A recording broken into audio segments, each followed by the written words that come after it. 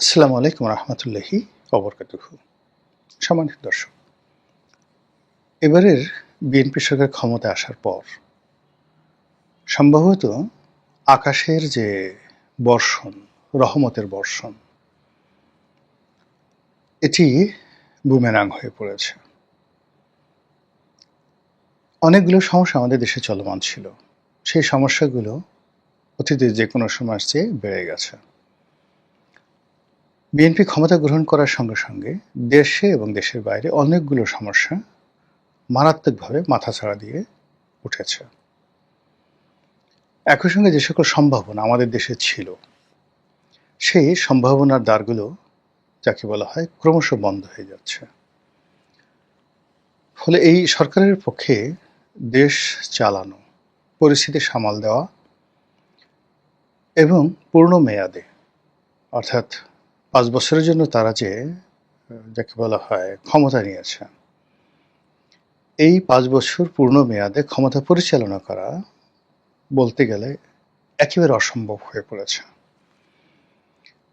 যদি আওয়ামী লীগ কিচ্ছু না করে, শুধু ঘরে বসে থাকে, জামাত কিচ্ছু করবে না, শুধুমাত্র তাবলিগ করবে, নামাজ কালাম করবে, হজ করবে, উমরা করবে এবং সংসদে গিয়ে সারাদিন শুধু স্বাধীনতার ঘোষক শহীদ প্রেসিডেন্ট জিয়াউর রহমান তিনিই সব, তার পুত্র জনাব তারেক রহমান সাহেব তিনিই সব, এবং তাকে যদি উত্তর কোরিয়ার প্রেসিডেন্ট বা নেতা কিম জং ইলের মতো দেশের সব মানুষ সমর্থন করতে থাকে, তারপরও যে সমস্যাগুলো দেখা দিয়েছে, এর একটা সমস্যাও সমাধান হবে না। পৃথিবীতে এই মিরাকেল কখনো ঘটেনি। যেমন ধরুন, 1 নম্বরে বলছি, আমাদের যে বৈদেশিক ঋণ, এখন এই যে ঋণের পরিমাণ বলা হচ্ছে 23 লাখ কোটি টাকা। আবার বলছি, 23 লাখ কোটি টাকা। এটা আপনার মনে আছে যে ইউনূস জামানাতে যে বাণিজ্যমন্ত্রী ছিলেন বশির, তিনি এই তথ্যটা দিয়ে গেছিলেন যে শেখ হাসিনার জামানতে এটা নাকি 2 লক্ষ কোটি টাকা ছিল, এটা 23 লক্ষ কোটি টাকা হয়ে গেল। কিভাবে হয়ে গেল এটা আমরা জানি না, কিন্তু 23 লক্ষ কোটি টাকা এখন বৈদেশিক ঋণ। এই ঋণের তো একটা কিস্তি দিতে হবে। এখন এটা কি বৈদেশিক ঋণ না দেশি ঋণ? আমরা তো বৈদেশিক ঋণ বলতে জানি ধরেন 1,12,000, মানে $112 বিলিয়ন। আমাদের যখন রিজার্ভ তার প্রায় 3 গুণ আমরা বৈদেশিক ঋণ আছি। তো সেটাকে আপনি মাল্টিপল করেন, কত লক্ষ কোটি টাকা হয়। যদি 112 টাকা করে ধরেন বা 113 টাকা করে ডলার ধরেন, তাহলে কত আসে? যেটা সরাসরি আসলে বিদেশি ঋণ বিভিন্ন জনের কাছ থেকে নেওয়া হয়েছে সরকারের পক্ষ থেকে। এর বাইরে প্রায় 12 থেকে 15 বা 20 বিলিয়ন ডলার, যেটা হচ্ছে প্রাইভেট লোন। বিভিন্ন প্রাইভেট কোম্পানি তারা বিদেশের বিভিন্ন ব্যাংক থেকে ডলারের লোন নিয়েছে এবং সেগুলো পেমেন্ট করার ব্যাপারে রাষ্ট্রকে গ্যারান্টি দিতে হয়েছে। তো ওই যে আগে বললাম যে 115 বিলিয়ন ডলার যেটা সরাসরি রাষ্ট্রীয় ঋণ, তার সাথে আবার প্রাইভেট এই ঋণগুলো আছে। এর বাইরে সরকার স্থানীয় ব্যাংক থেকে, বাংলাদেশ ব্যাংক থেকে, কমার্শিয়াল ব্যাংক থেকে বন্ড ছেড়ে যে ঋণ নিয়েছে, এখন এই সব মিলিয়ে আসলে কত টাকা হয় আমরা জানি না। ওই যে মন্ত্রী বলেছেন 23 লক্ষ কোটি টাকা, আমরা এখন এই 23 লক্ষ কোটি টাকারই নাচ্ছি।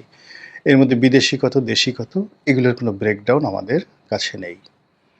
এখন এই যে 23 লক্ষ কোটি টাকা, এটার তো একটা পেমেন্ট শিডিউল আছে।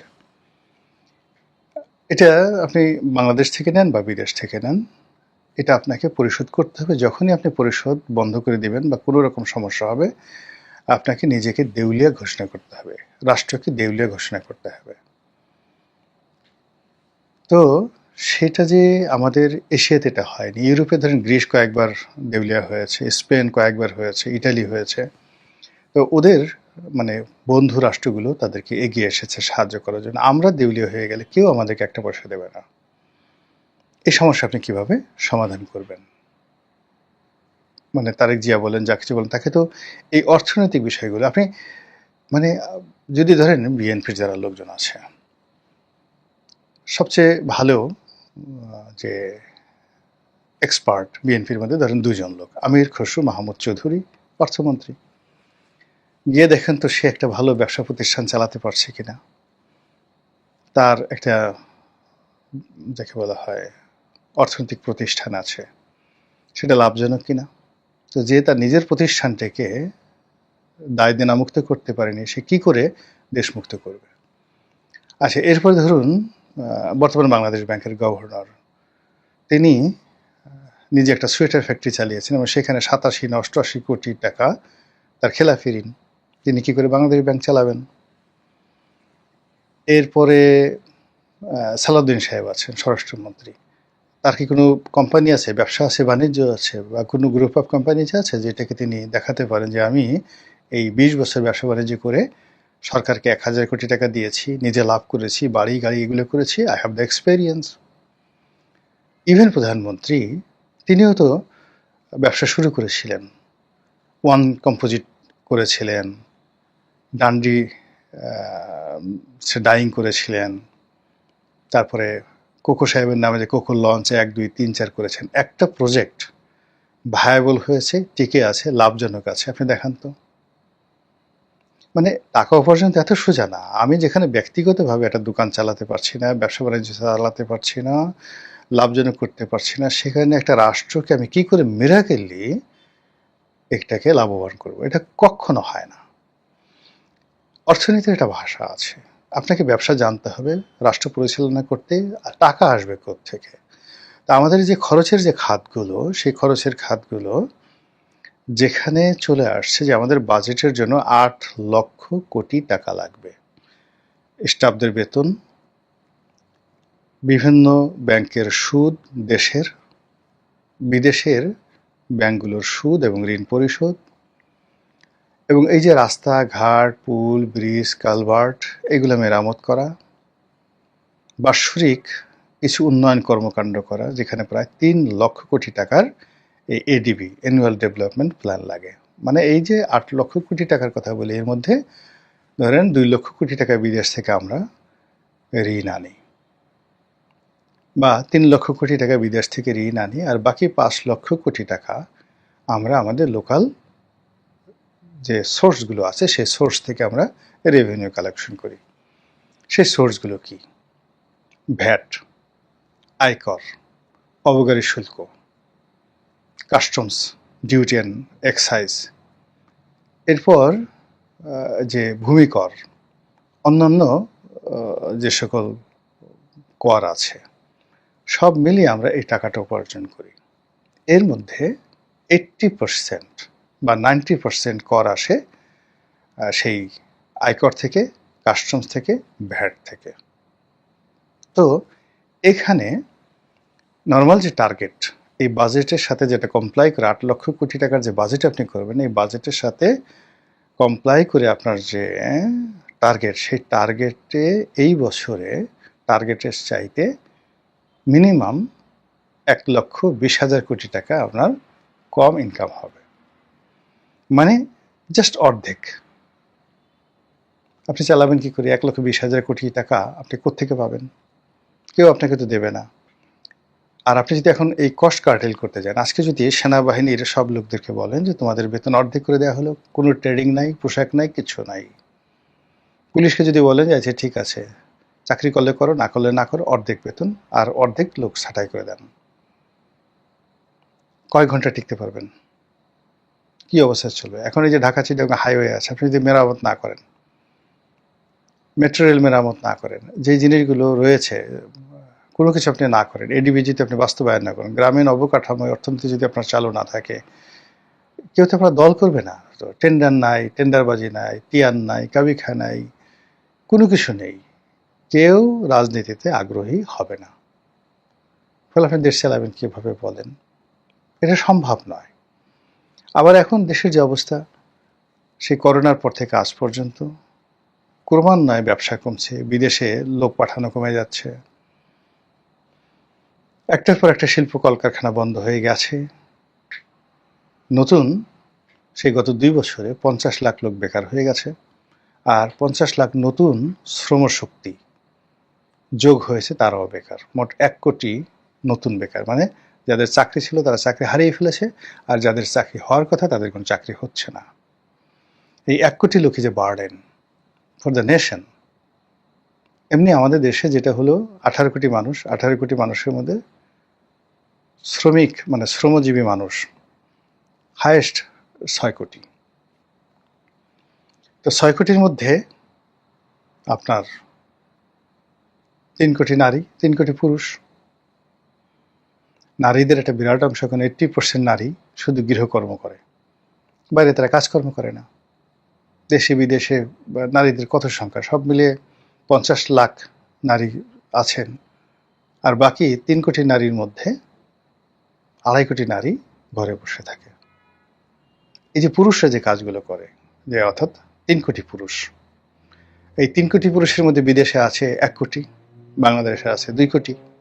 এই 2 কোটি লোক কাজ করে। এই 2 কোটি বাংলাদেশে যারা আছে তাদের মধ্যে 1 কোটি বেকার।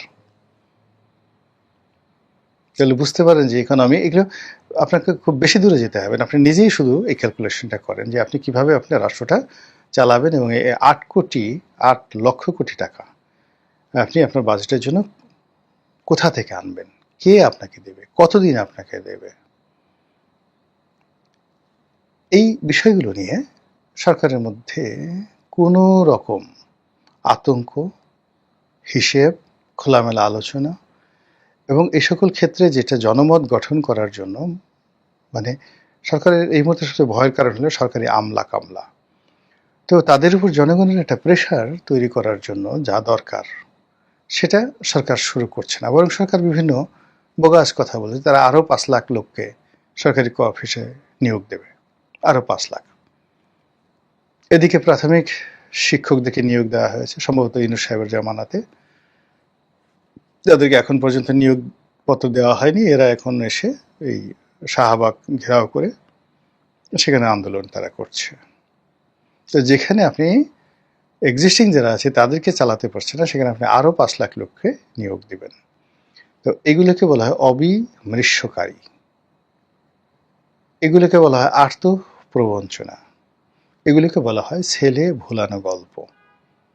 রাষ্ট্র পরিচালনা এটা আপনি 24 ঘন্টার জন্য করতে পারেন, 48 ঘন্টার জন্য করতে পারেন, কিন্তু লং রানে আপনি যদি এই কাজগুলো করতে যান তাহলে আপনি ভালো করতে পারবেন না।